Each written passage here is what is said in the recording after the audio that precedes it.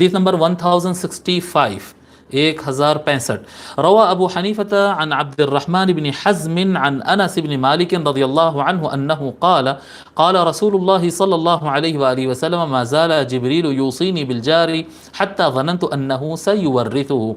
امام اعظم ابو حنیفہ حضرت عبد الرحمن بن حزم سے روایت کرتے ہیں، وہ حضرت انس بن مالک رضی اللہ تعالیٰ عنہ سے روایت کرتے ہیں کہ رسول اللہ صلی اللہ علیہ وآلہ وسلم نے ارشاد فرمایا، جبرائیل علیہ السلام مجھے پڑوسی سے متعلق وصیت فرماتے رہے اور تاکید کرتے رہے. جبرائیل علیہ السلام اتنا مجھے تاکید کرتے رہے اور وصیت کرتے رہے پڑوسی کے خیال کرنے سے متعلق، حتی ظننت انہ سیورثہ، یہاں تک کہ مجھے گمان ہونے لگا کہ شاید یہ پڑوسی کو وراثت میں حقدار نہ بنا دے. اس کی تشریح ہم پہلے کر چکے ہیں نا، وراثت میں حقدار نہ بنا دے. اب آگے کا جو ہے یہ اضافہ ہے، وما زال جبریل یوصینی بقیام اللیل حتی ظننت ان خیار امتی لن یناموا الا قلیلا. اور حضرت جبرائیل علیہ السلام مجھے رات میں اٹھ کر نماز پڑھنے سے متعلق، رات کی نماز یعنی عشاء اور فجر کی درمیان کی نماز یا فجر سے پہلے تہجد کے وقت کی، بہرحال قیام اللیل رات کی جو نماز ہے نوافل سے متعلق، اس سے متعلق مجھے اتنا تاکید کرتے رہے جبرائیل علیہ السلام اور اتنا مجھے اس کے کیا کہتے ہیں وصیت کرتے رہے، یہاں تک کہ مجھے گمان ہونے لگا، مجھے یقین ہونے لگا کہ میری امت کے اچھے لوگ بہت کم ہی سویا کریں گے.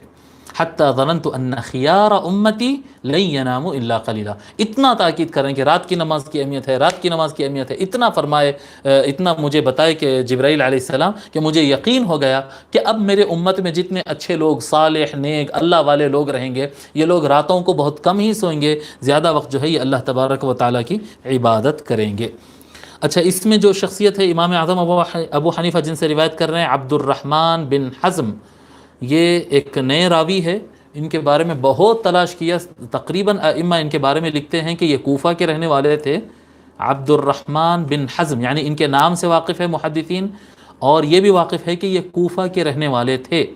جی، جب امام اعظم نے بھی بیان کیا تو اس کا مطلب یہ ہے کہ یہ ایسے آدمی تھے اور کوفہ کے رہنے والے تھے، لیکن تقریباً محدثین آپ کے بارے میں لکھے ہیں مجہول، یعنی ان کے حالات سے واقف نہیں. مجہول سے کوئی اور معنی نہیں لینا، محدثین کی اصطلاح میں، ان کے ٹرم میں، ہر ٹرمینالوجی ہوتی ہے نا، ہر فن کی ایک زبان ہوتی ہے، اس میں مجہول کہتے ہیں جن کے حالات نہیں پتہ چلے. تو حضرت عبد الرحمن بن حزم جو ہے یہ مجہول ہے.